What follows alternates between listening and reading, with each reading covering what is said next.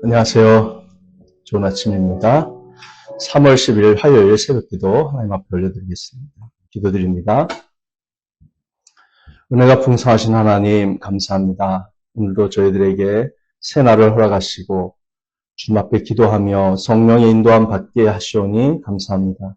우리 가정을 향한, 특별히 자녀를 향한 하나님의 말씀을 통하여서 저희 아이노머리 교회가 더 잘 준비되게 하시고 치유되게 하시고 회복되게 하여 주시어서 주님께서 기뻐하시는 그런 가정, 하나님께 영광 돌려드리는 자녀들, 또 행복하고 복된 우리의 인생 될 수 있도록 축복해 주시옵소서. 예수님 이름으로 기도합니다.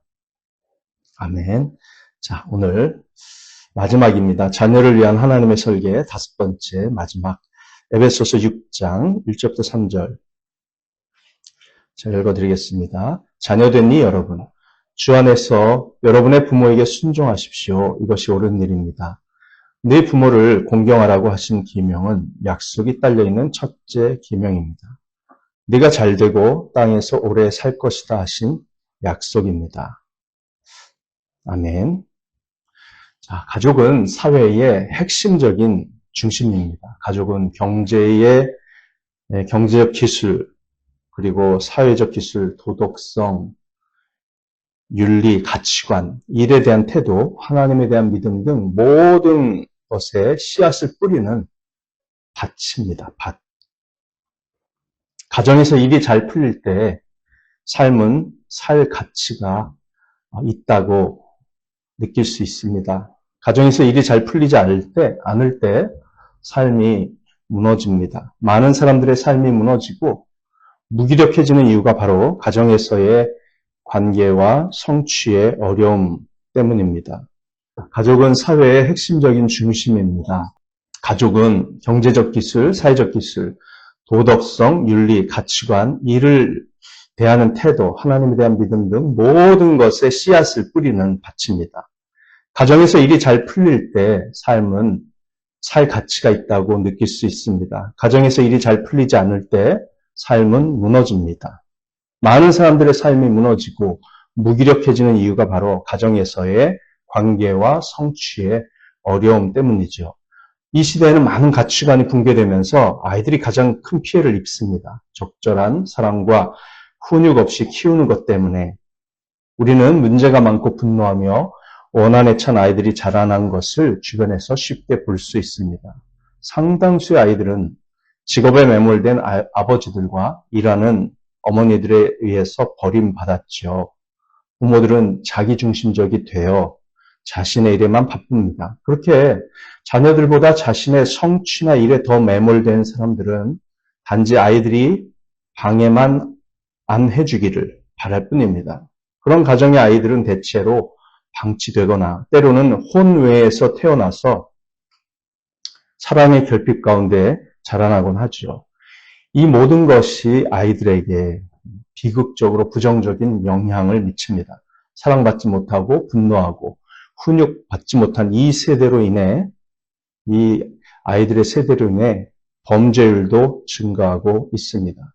이러한 흐름에 맞서서 하나님께서는 성경의 말씀을 통해 책임감 있고 신실한 자녀를 양육하는 방법을 분명히 제시해 주십니다. 사실 그 방법은 그리 어렵지 않습니다. 단지 우리가 하나님의 계획을 신실하게 실행할 것인지 아닌지의 문제일 뿐이죠. 자녀 양육에 대해 부모의 역할이 무엇인지 알아야 할 것은 딱 두 가지밖에 없습니다. 하나는 항상 하나님과 그분의 거룩한 뜻, 절대적인 진리, 최고의 도덕적인 잣대를 가르치십시오. 이것이 딱 두 문장 중에 첫 번째 문장입니다.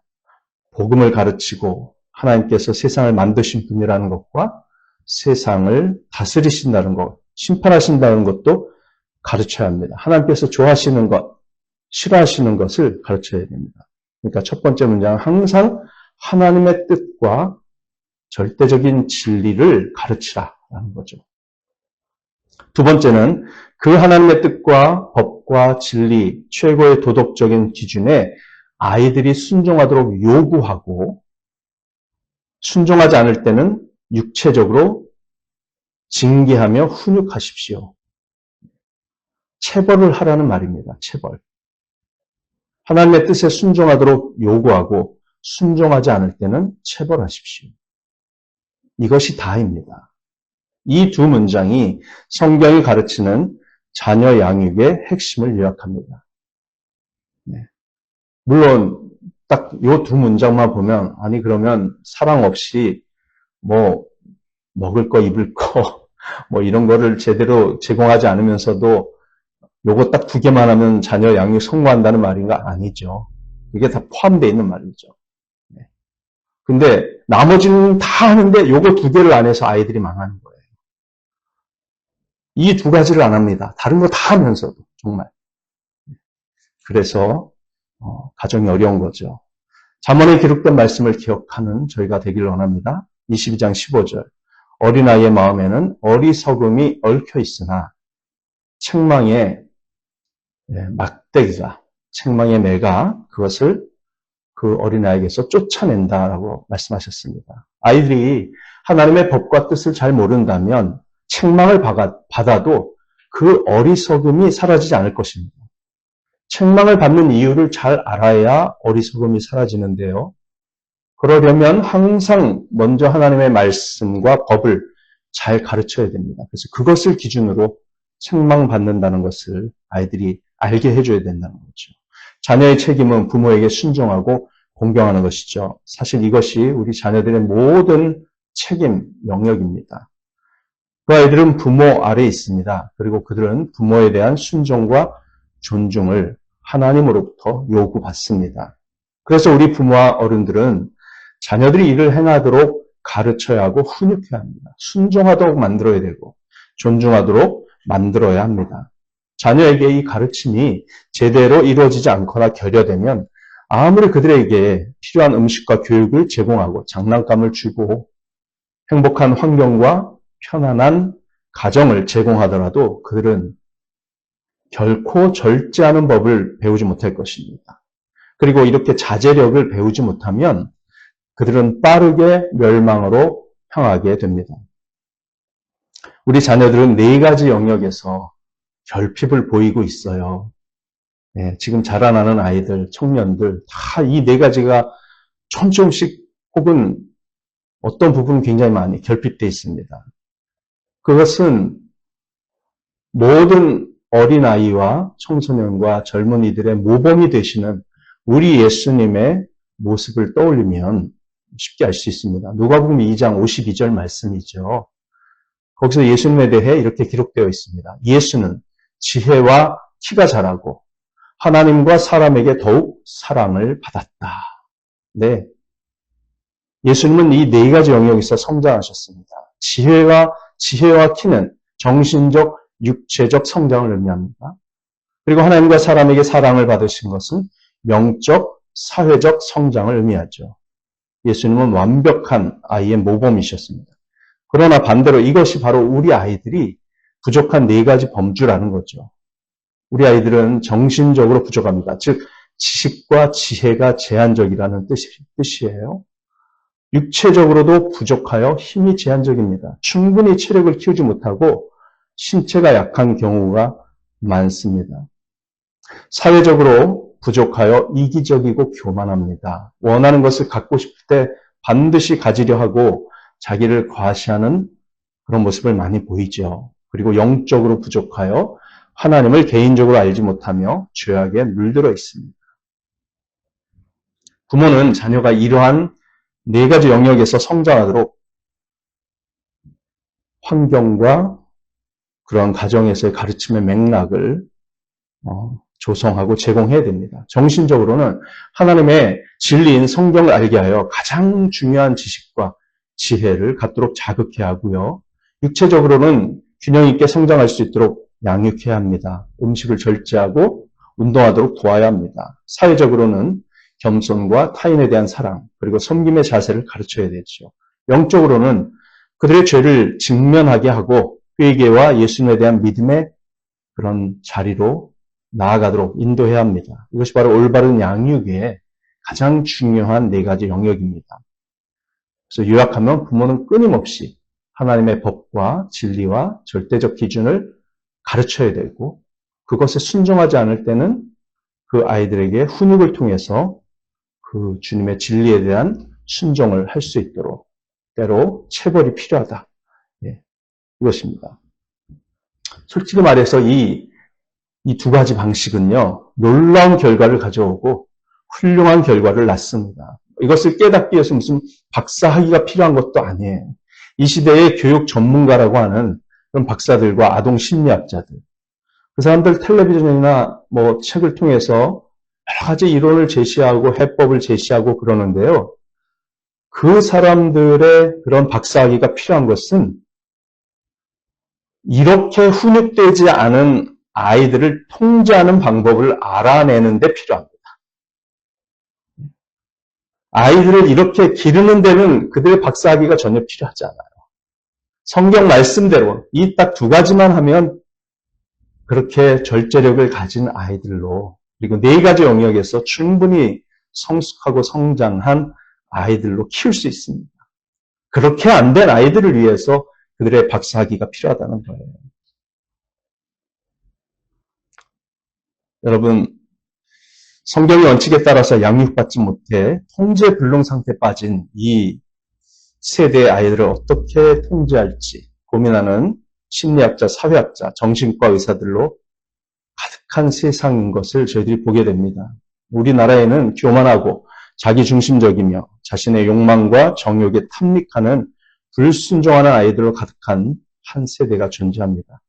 체벌이 아동학대라는 인식이 확산되면서 아이들을 때리지 않도록 프로그램화된 부모들, 아이들에게 어떤 도덕 체계를 가르쳐야 할지 전혀 모르는 부모들, 너무 바빠서 신경 쓸 겨를조차 없는 부모들이 이제 이런 아이들을 다루려고 하고 애쓰고 있습니다.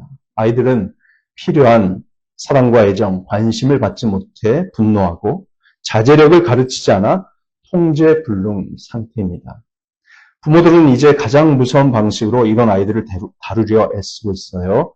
아이들을 모두 ADHD, 주의력 결핍 과잉행동장애, ADHD 진단을 받게 하고 약을 먹입니다. 2025년 9월 한겨레 신문 기사에 의하면 주의력 결핍 과잉행동장애 ADHD 치료제 처방이 청소년 사이에서 1년 사이에 22%나 늘어난 것으로 드러났습니다. 왜냐하면요, 이 처방약이 청소년들 사이에 공부 잘 되는 약, 집중이 잘 되도록 도와주는 약으로 소문이 난 거예요, 지금. 그래서 약이 오남용되고 있습니다.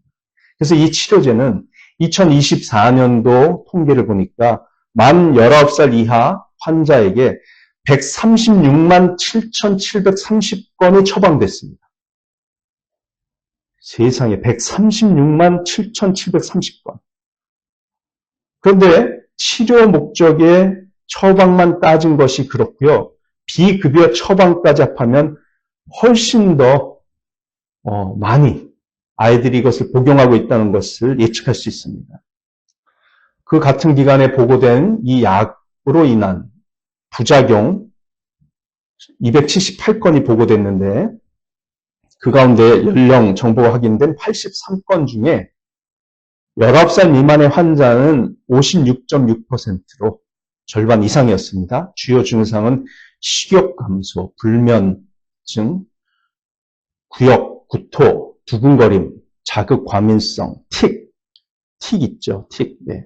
두통, 어지러움 이런 걸로 나타났습니다. 왜 그런지 아십니까? 이 약 속에는 메틸페니데이트라고 하는 성분이 들어있어요. 메틸페니데이트. 이건 마약류의 일종의 향정신성 의약품입니다. 미국에서도 수백만 명의 아이들, 그리고 5살에서 14살 사이의 아이들이 이 약을 정기적으로 복용한다고 보고합니다. 기술적으로 이 약은 이 성분은 주의력과 충동성을 조절하는 뇌 전두엽의 도파민 수치를 증가시키는 것으로 보이는 자극제인데요. 이 강력한 약물은 미국 마약 단속국 DEA, 마약 단속국이 코카인과 마약인 코카인과 동일한 2급 통제 물질로 분류를 했을 정도입니다. 그래서 미국 마약 단속국 DEA는 이 약물의 처방 규제를 폐지해달라고 하는 부모들의 요청을 계속해서 거부하고 있어요. 왜냐하면 아이들의 정신 건강을 염려하기 때문입니다. 문제는 이 약물을 보고 알 수 있듯이 부모들이 자신의 삶에 방해받지 않고 자기 하고 싶은 걸 다 하기 위해서 아이들을 이렇게 약물 중독자로 만들고 있다는 겁니다. 부모가 볼 때 애들이 너무 정신없이 막 산만하고 그렇게 보이니까 병원 데려가는 거잖아요. 가서 그거 진단받으니까 약을 그냥 겁도 없이 처방을 하고요. 이런 사회입니다. 무섭습니다. 의사들이나 과학자들은 ADHD가 뇌 손상이나 잘못된 식단의 결과가 아니라는 점도 알고 있습니다. 그리고 그들은 이것이 흔히 말하는 소위 나쁜 교육, 즉 체벌의 결과도 아니라고 확신하고 있습니다. 캘리포니아 대학교 어바인 캠퍼스의 심리학자 제임스 스완슨 박사는 이 증상이, 이 ADHD 증상이요, 임신 중에 태아가 알코올, 자궁 내 납 노출 등이 원인이 될 수 있다고 말합니다. 또 매사추세츠 대학의 ADHD 연구자 러셀 바클레이 박사는 ADHD 아동의 거의 절반이 부모 중 한 명에게서, 그리고 3분의 1 정도의 아이들은 형제 자매에게서 이 장애를 물려받았다고 보고합니다. 이게 뭐냐면요, 무슨 유전자가 아니에요. 물려받았다는 것은 행동을 그대로 보고 따라한다는 뜻이에요. 행동. 통제불능의 가정에서 자라는 아이들은 통제불능이 될 가능성이 높다는 것입니다. 부모가 자제력이 없다면 그 아이들도 그럴 가능성이 크다는 뜻이죠. 훈련받지 못한 아이들을 약물 중독자로 만드는 것이 정말 무섭습니다. 방법은 빨리 하나님의 말씀으로 되돌아가야 한다는 것이죠. 저희 아이들이 유치원 때부터 중고등 학생까지 성경 암송 509절을 하게끔 저희가 이제 가정 예배를 매일 드리는 동안 아이들의 성장 과정 중에 제가 발견한 것이 무엇인지 아십니까? 아이들이 놀랍도록 자제력이 있고 음식에 절제를 한다는 것이었습니다. 보시다시피 저희 아이들 중에는 세 아들들 중에 비만이 없습니다. 살찌지 말라고 경고하거나 과식하지 말고 음식을 적게 먹으라고 말한 적도 없습니다. 우리 부모가 말한 적이 없어요, 그런 걸. 그냥 아이들이 알아서 적당하게 먹습니다. 그렇게 맛있는 게 있는데도 그냥 딱 먹고 자기 양이면 그냥 딱 숟가락 내려놔요. 제가 이상하게 생각한 건, 그것이 하나님의 말씀의 능력이구나. 저는 그렇게 느꼈습니다.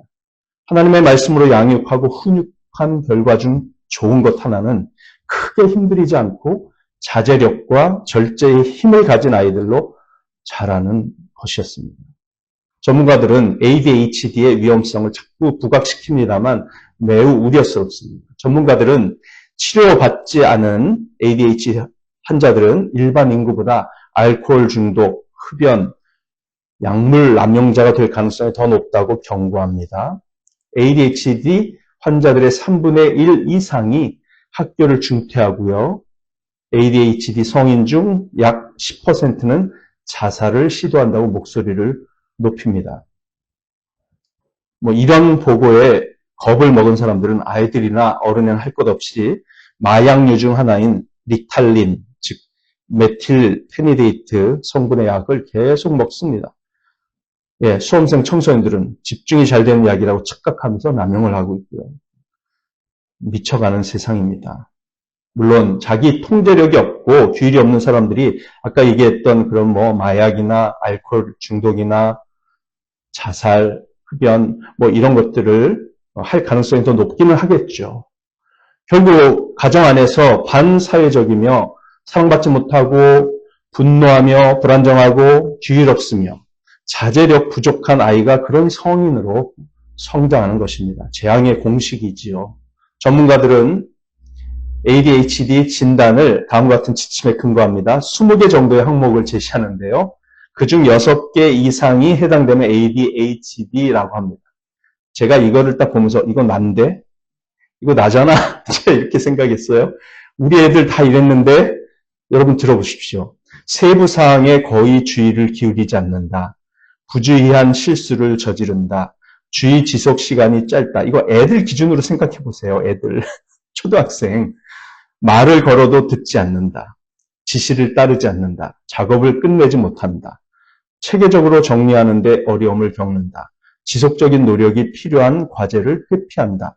물건을 자주 잃어버린다. 쉽게 산만해진다. 낮 동안 잊어버리는 일이 많다. 안절부절 못한다. 자리에 가만히 앉아있지 못하고 꿈틀거린다. 앉아있어야 할 때 자리를 떠난다. 뛰어다니거나 정글짐이나 나무 등에 지나치게 기어오른다. 조용히 놀기 어렵다. 마치 모터가 달리는 것처럼 행동한다. 말을 많이 한다. 질문이 끝나기도 전에 답을 내뱉는다. 아니, 이거 6개가 안 돼요? 당연히 넘죠. 애들인데. 그렇지 않습니까? 애들이 이게 6개가 안 넘으면 그게 애들인가요? 억눌린 애들이죠. 그런 애들은. 여러분, 이 전문가들이 묘사하는 게 누군지 아십니까? 우리 애들 전부고요. 제가 어렸을 때도 이랬고, 제 아이들 전부 이랬습니다. 제 손주도 이래요. 이혜리도.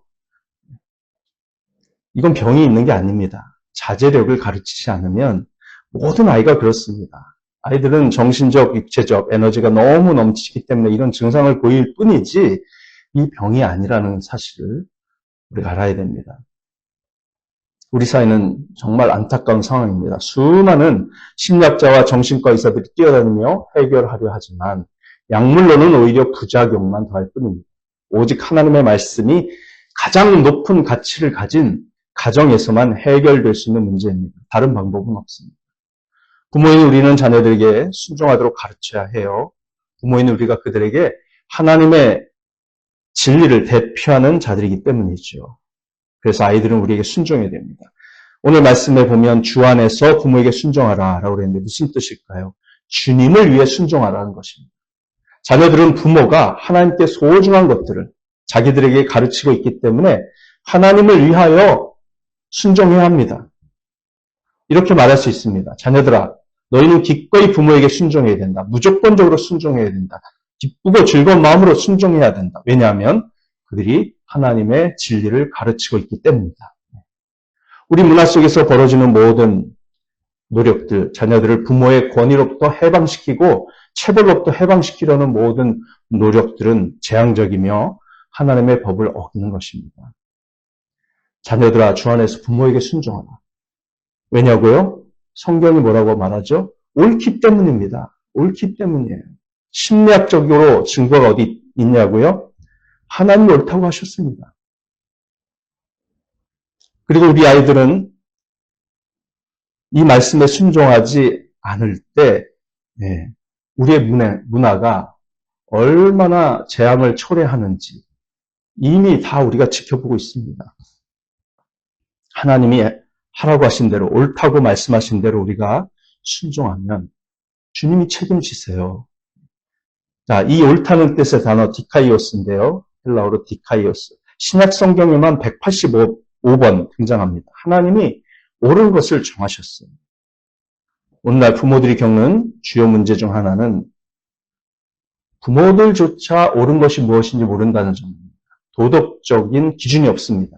대학 교육을 받은 부모들은 기본적으로 세상에 절대 옳은 것은 없다고 배웁니다.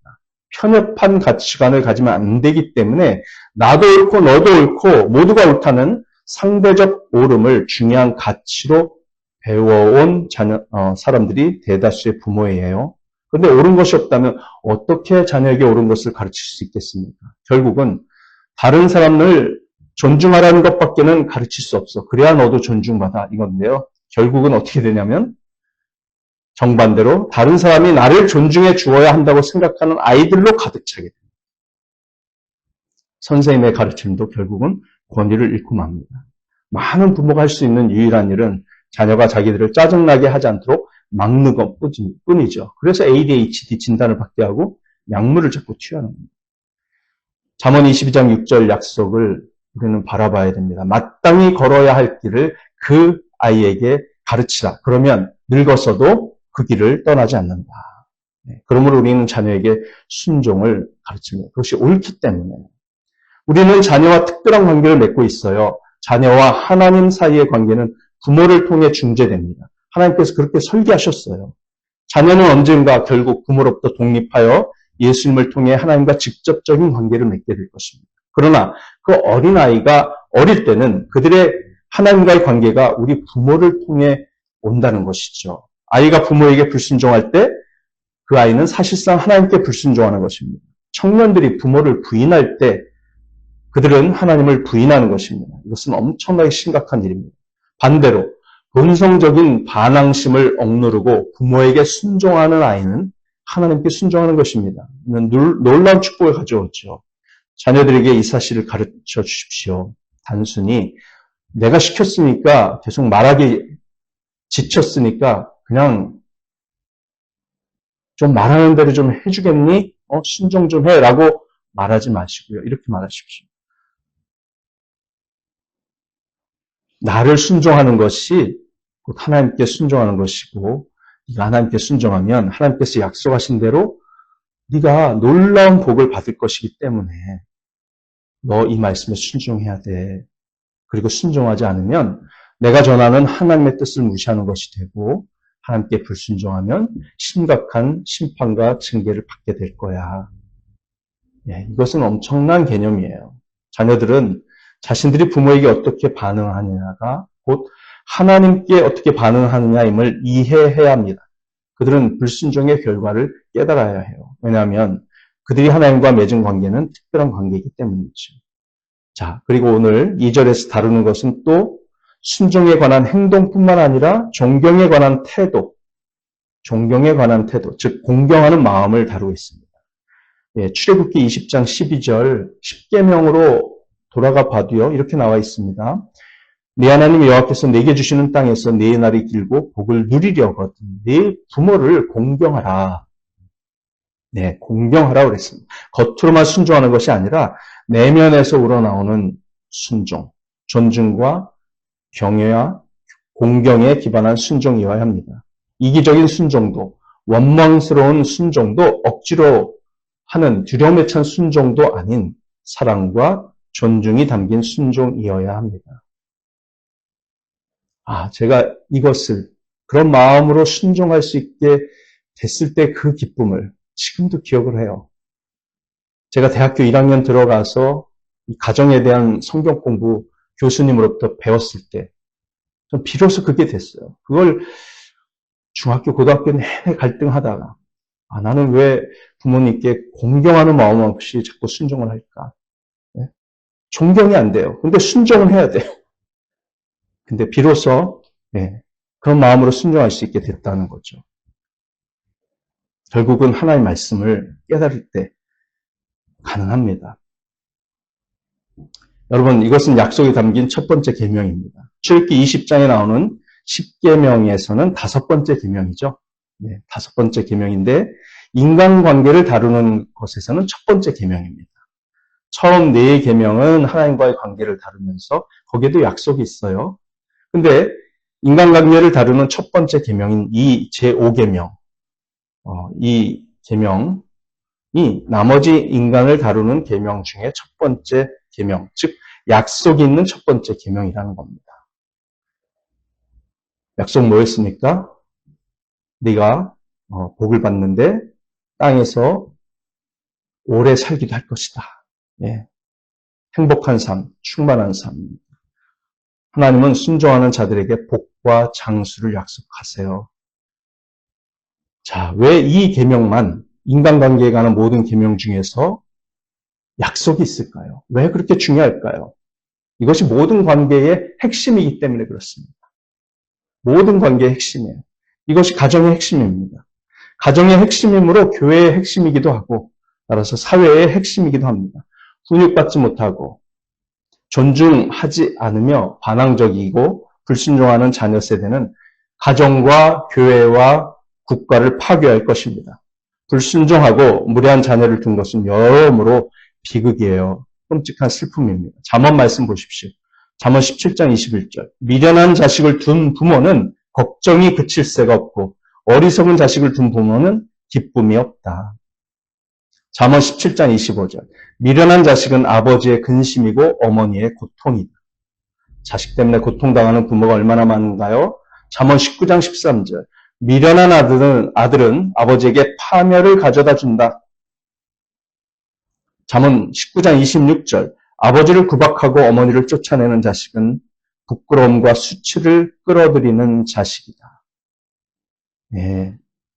어리석은 자식들은 어머니에게 슬픔이요, 아버지에게도 슬픔이고, 부모에게 수치요, 온 가족에게 치욕이요, 교회의 고통이요, 사회의 짐이 됩니다. 가정, 교회, 사회의 모든 관계의 행복과 온전함은 바로 이 말씀에서 시작합니다. 부모에게 순종하여 하나님의 뜻을 따르는 자녀들로부터 시작돼요.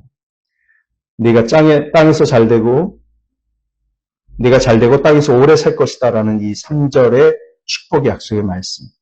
이 두 가지. 예. 두 가지는요. 삶의 질과 삶의 양입니다. 네가 잘된다. 이것은 삶의 질이죠. 충만하고 풍요롭고 기쁘고 행복하고 평화롭고 보람찬 삶, 전반적인 질적 축복입니다. 저는 진심으로 그렇게 믿습니다. 예, 제 삶을 돌아보면 축복받았고 축복받았으며 풍성히 축복받았습니다. 제 아내의 삶과 우리 아이들의 삶을 보면 이건 물론 순종과 깊은 관련이 있지만 하나님의 약속이 이루어진 결과라고 믿습니다. 삶의 질뿐만 아니라 양도 포함되죠. 땅에서 오래 살 거라고 하셨어요. 이게 무슨 뜻입니까? 하나님의 말씀에 순종하면 죄로 인해서 단명하는 일이 없다는 거예요. 하나님의 거룩한 섭리 속에서 단명하는 일은 있을 수 있어도 자기 죄 때문에 단명하는 일은 없다는 뜻입니다. 그리고 다른 뜻은 뭐죠? 영원한 천국에서 영생을 누리게 될 거라는 겁니다. 부모에게 순종해서 복음을 믿고 하나님을 잘 섬기는 아이들은 다 영생을 얻고 죄사함 받아서 천국에 가게 된다는 겁니다. 하나님의 설계와 계획은 분명합니다. 자녀들은 순종하고 부모에게 공경하십시오. 그러면 하나님이 여러분을 축복하시고 풍성하고 충만한 삶을 살게 하실 것입니다. 그렇지 않으면 비극적인 결과를 맞이할 것이에요. 이 이야기로 마무리하겠습니다. 샤론 테이트라는 미국의 여배우 등 6명의 살인을 주도하고 35명을 죽이도록 살인 교사를 한 연쇄 살인범 찰스 맨슨이 2017년 83세로 교도소에서 죽었습니다. 그가 어떻게 그런 사람이 되었는지 아십니까? 그는 희대의 살인마이자 살인교사 집단인 맨슨 패밀리의 우두머리였습니다. 이 아이는 1934년 11월 12일에 태어났어요. 16살의 캐슬린 매독스라고 하는 여인에게서 태어난 아이였습니다. 그는 아이 출생 장부에 이름 없는 매독스로 기록됐습니다. 이름 없는 매독스. 엄마 이름이 캐슬린 매독스인데 얘는 이름도 받질 못했어요. 이름 없는 매독스. 전형적인 학대받은 아이였습니다. 생후 몇 년 동안 어머니에게 며칠씩 방치되곤 했습니다. 1939년 그의 어머니는 무장강도 혐의로 체포되어 교도소에서 5년형을 선고받았습니다. 엄마가 돌아왔을 때, 20대 초반이 되어서 돌아왔을 때 이 이름 없는 아이는 8살이었습니다. 그의 삶은 허름한 여관들과 어머니와 함께 살며 술에 취해 있던 잔인한 삼촌들이라고 불렸던 남자들을 계속 전전하면서 지내는 것의 연속이었습니다. 12살 때 어머니는 그를 위탁 가정에 보내려 했지만 적합한 곳이 없어서 인디애나주의 한 고아원으로 보내졌습니다. 더 엄격해지는 시설들의 첫 번째 단계였죠. 고아원에서 10달을 보낸 후 도망쳤어요. 그런데 어머니한테 찾아가니까 어머니가 그 아이를 거부했습니다. 이후 그는 범죄의 길로 들어섰습니다. 13살에 무장강도 혐의로 체포되어 교정시설에 수감됐으나 또 탈출했습니다. 16살이 되자 그는 이미 수많은 범죄를 저질렀어요. 결국 연방교도소에서 그는 수감되어 있다가 동성애자에게 강간을 당했습니다. 17살 때 그는 그 반대로 동료 수감자의 목에 면도날을 되고 학문 성폭행을 저질렀습니다. 그는 계속해서 이송되었고 다른 교도소 전전하다가 폭력적 행위의 긴 기록으로 위험인물로 분류됐습니다. 마침내 33살이 됐을 때 캘리포니아 터미널 아일랜드 교도소에서 본인의 의지와 상관없이 석방되었습니다. 제가 볼 때는 캘리포니아가 너무 이 좌파, 완전히 타락한 그 도시 아닙니까? 그래서 석방시켜준 거 아닌가 싶습니다. 그는 사탄에 집착하게 됐고요. 교도관들에게 교도소가 자신의 유일한 집이라고 그렇게 말하기까지 했어요. 이름 없는 매독스는 찰스 맨슨으로 더 잘 알려져 있는데요. 누군가의 사랑스러운 아기가 괴물이 된 최악의 시나리오입니다. 성경의 진리 안에서 주어지는 최선의 시나리오는 이렇습니다. 자녀에게 항상 하나님과 그분의 율법을 가르치라. 그 율법에 순종하게 하고 순종하지 않을 때는 육체적으로 체벌하며 훈계하라. 이 모든 것을 그리스도의 사랑의 달콤한 그 마음을 가지고 행한다면 자녀들은 여러분의 기쁨이 될 것입니다. 내일부터는 부모를 위한 하나님의 설계를 배우겠습니다. 기도드립니다. 은혜가 풍성하신 하나님 감사합니다. 저희들이 자녀를 키울 때 누구 하나라도 결코 쉽지 않음을 고백하게 됩니다. 그러나 주님의 약속의 말씀을 믿고 순종할 때 생각지 못했던 큰 기쁨도 누리게 되는 것을 고백하지 않을 수 없습니다. 하나님, 우리 모든 가정을 긍휼히 여겨주시고 우리 자녀들을 축복하셔서 회복의 길로 들어서게 하시며 우리가 그런 역할을 감당할 수 있도록 이제라도 절대 늦었다고 생각하지 아니하고 주님의 말씀을 그들에게 계속해서 들려주고 기도하고 순종하도록 요구하는 신실한 삶을 살 수 있도록 은혜 더하여 주시옵소서. 기도할 때 주님께서 축복해 주실 줄 믿고 예수님의 이름으로 감사하며 기도합니다. 아멘. 네, 좀 길었습니다. 마지막 좀 이렇게 끝났는데요. 사랑하고 축복합니다. 오늘도 기도로 승리하시기 바랍니다.